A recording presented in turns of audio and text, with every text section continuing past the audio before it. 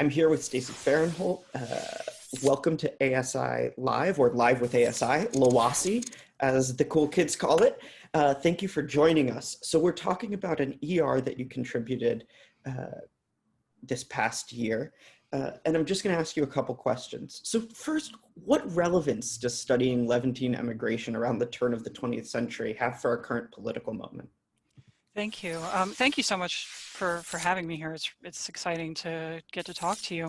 To answer the question in the basis sense, studying this historiography reveals the origins of our own popular narratives about immigration, demonstrating how such narratives are products of political choices that can be fruitfully rethought.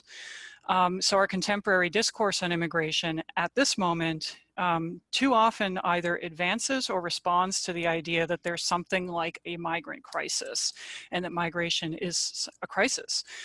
This tacitly adopts and accepts stereotypical structural theories that tend to reduce migration down to a policy issue. So I believe it's important to critique, for instance, the top-down functionalism that undergirds the push-pull theory of migration, because those theories basically dehumanize people, undergird securitization politics, and ultimately undermine human rights. So teachers can show students how to make better humanistic arguments about migration in our moment, if and only if they engage with migration history. Toward that goal, the works that I put on the reading list all work from the documents and the life histories of Arabic-speaking migrants in the Americas themselves, rather than purely from state archives. So, well, thank you so much. So then my next question is just within the canon of topics on this Levantine migration, what amendments would you make? Great question, because like any canon, this canon is a work in progress. The current canon, and this is reflected in the readings on this list, trends towards both Atlantocentrism as well as US and North American history writ large. This is a consequence of a sort of old school staging of New York City's Little Syria neighborhood, for instance, as the Arab American story. There's also sort of a tendency in the canon to privilege the entrepreneurial success and upward mobility of Arabic-speaking migrants in this early period. These heuristics are holdovers from an older tradition in immigration history, but the field is rapidly diversifying now, and so it's a rapidly changing field. One new book that wasn't out when I made this list, but which is out now, is by Sarah Gualtieri. It's called Arab Routes, and it questions some of these assumptions about the Atlantocentrism as well as the sort of upward social mobility thesis. She asks us to question those assumptions directly, and it would thus be a great complement in the classroom to the reading list as it appears. Great, great. And so now we have this wonderful essential reading contribution that's up on Jadaliyya and the MESP website. How would you like teachers to use this in the classroom? Thank you. As a starting point, really. The list, as it's designed to bring students up to speed. So it has a mixture of the subfield's early works, and it has a mixture of works and significant themes in the field, like race, racism, racialization, transnationalism and networks, and then finally empire. This foundation will help students to understand the field's origins, but it'll also help teachers who, for instance, want to bring students into digital archival collections. One of the collections linked in the piece is the oral histories done by Alexa Naff, which have been fully digitized and can be paired fruitfully with readings on this list in the classroom.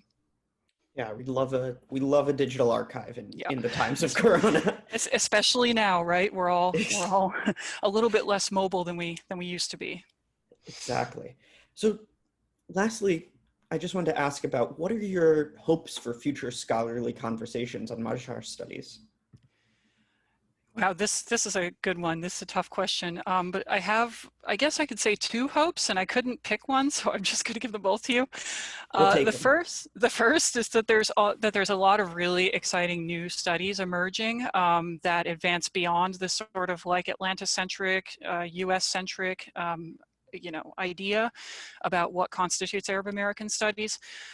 There's also a lot of interesting new studies emerging on the interwar period specifically right now, books in the next year or two.